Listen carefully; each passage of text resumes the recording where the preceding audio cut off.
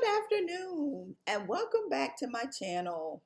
A special thank you to those of you who have come back to spend some time with me again. And to those of you that are new to my channel, welcome to Positivity in Motion, where I give you some encouraging food with a biblical perspective to help kickstart you into a week of positivity. So let's get in motion. Today, we're going to be talking about the law of non-resistance. There is a Chinese proverb that reads, "Water is the most powerful element because it is perfectly non-resistant. Water can diminish and wear away a rock and sweep away all that is before it." Now, as humans, we're actually 70% water for the average adult. So, being that is the case, we too have the ability to be non resistant, I'll say like 70% of the time, like water, if we choose to. It's a choice. In previous weeks, I've been sharing about the soul of a man, the subconscious mind, and that whatever we believe deeply, whether it's good or bad, the subconscious will work towards fulfilling that. You have to picture in your imaging faculty what it is that you are trying to achieve.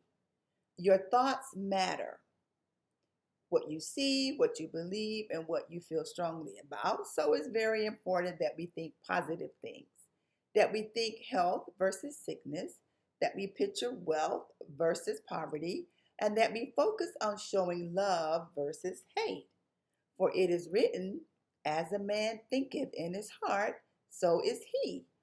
It's our choice to be like water, free flowing, free to forgive, and free to be ourselves.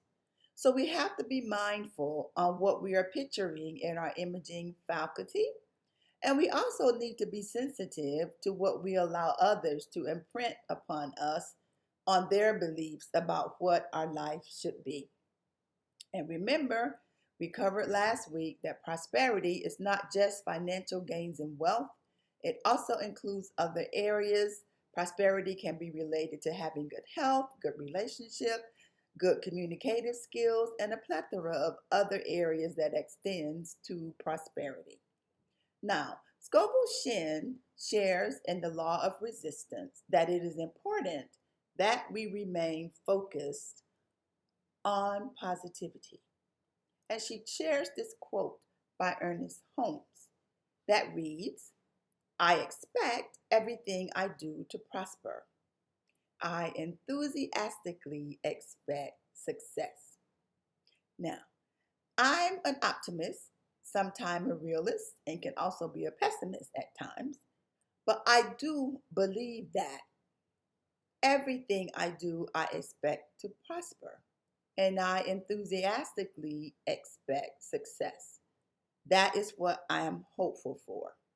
And I think in my life, this is what has helped me in a lot of the situations that I have been involved with, the pitfalls that have come in my path, that the divine blessed me that I could see an optimistic outcome with it, that I focus on the positive versus the negative. Now, that's not to say that I didn't have times, and I'm sure more times might come, where I was overcome with grief or heartache or hurt or disappointment, but I tried not to allow that to take me down into a rabbit hole of despair. I always tried to bounce back as quickly as I felt that I was ready to a more optimistic view. And the Bible even talks about and refers to how we think, that as a man thinketh in his heart, that is who he is. That it is important that we think and believe positivity. And God is expecting that. He is not a God that wants us to not believe in what he's capable of. His thoughts are not our thoughts, and his ways are not our ways, period. There is no connection there. He is far above us, and we have to sometimes use his thought process versus our own. And we have to think and believe in positivity. And that's one thing that I enjoy about Scoville Shin's writings. Her premise is that it all starts here in the mind. That's where we have our power. What we think and direct our thoughts towards is how we will react and respond in life. So we have to replace the negative thoughts with positive thoughts. And that comes with practice, practice, practice. In the law of non-resistance, she used the analogy of water, which I quoted a few minutes ago, that is free flowing. However, she does mention that it can destroy a rock and it can wipe away everything that is before it. Everything on this side of life that's human, that not even human, that has life needs water of some capacity in some sort of way. So I'm not saying that to be like water and non-resistant, we become doormats. That's not what I'm saying at all. What I'm saying is that when things happen that we don't like or we don't support, that we believe that there is a better outcome. In Scoville Shin's writing this week, she shares that we typically think that there are two outcomes. It's either good or it's bad. But from her perspective, which I've come to adopt, there is only one way. The divine is good, period. And everything that happens on this side of life is merely a learning opportunity. It's simply something that's occurring to help me learn and develop and grow and be the best person, the best being that I have been placed here to be. To be on the path of non-resistance mean I don't have to fight or dispute or argue or be upset with you, because no matter what goes on, it is going to work out for my good, period. Now, again, like I shared, I understand that there are things that will hurt. I've had many hurts, and I'm sure many others will come. But I optimistically expect positivity.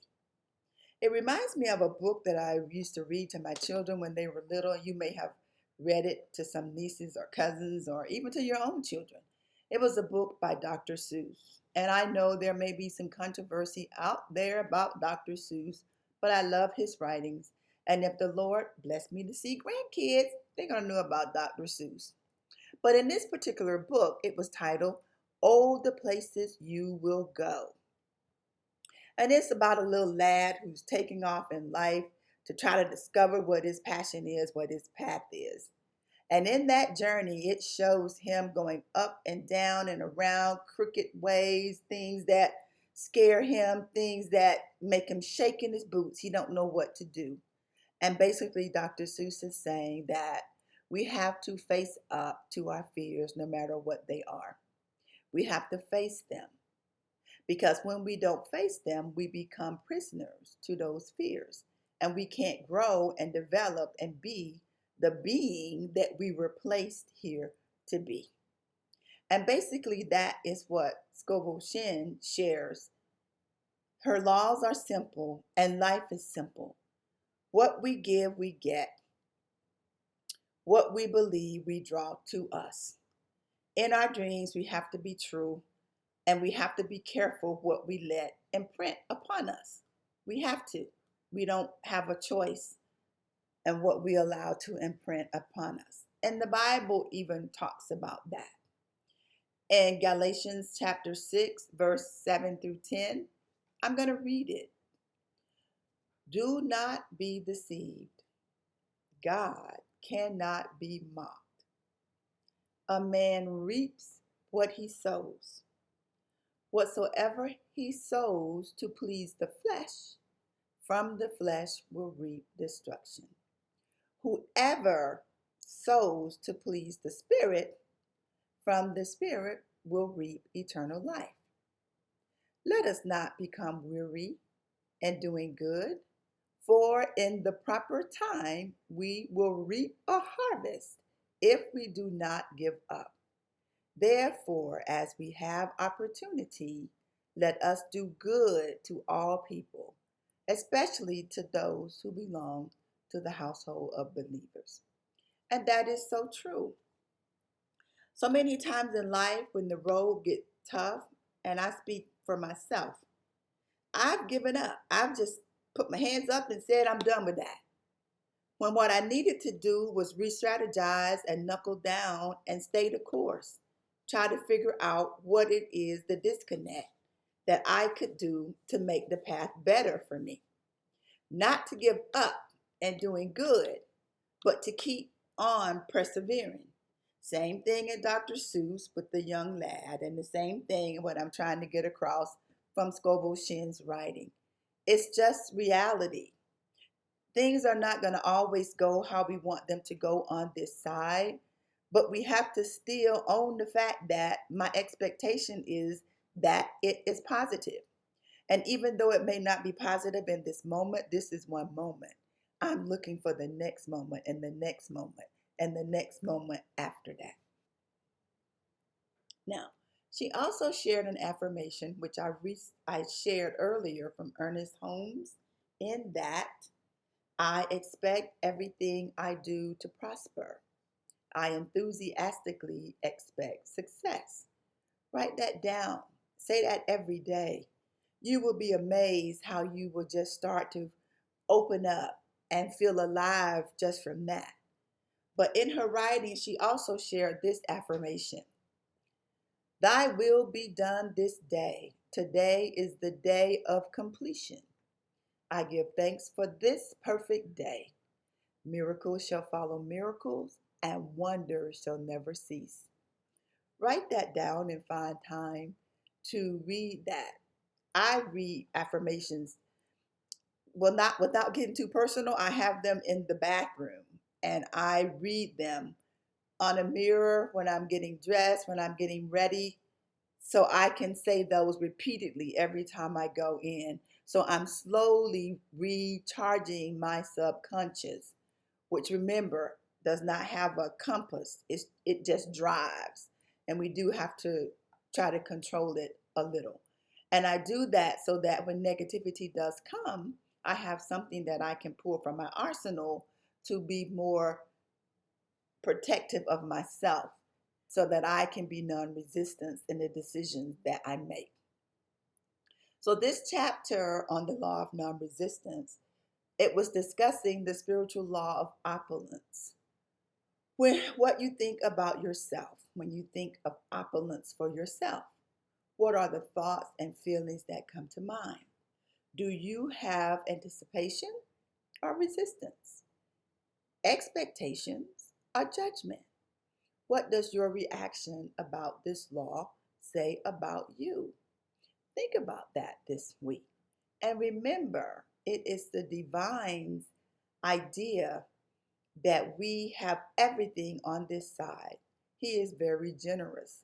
So watch what you think this week. Watch your imaging faculty and watch what and who you allow to imprint upon you. And remember, when you wake up every day, I want you to wake up knowing that you have the ability, that you can create something amazing on this day. Thank you for joining me today in Positivity and Motion. Checking out now. Peace and much love.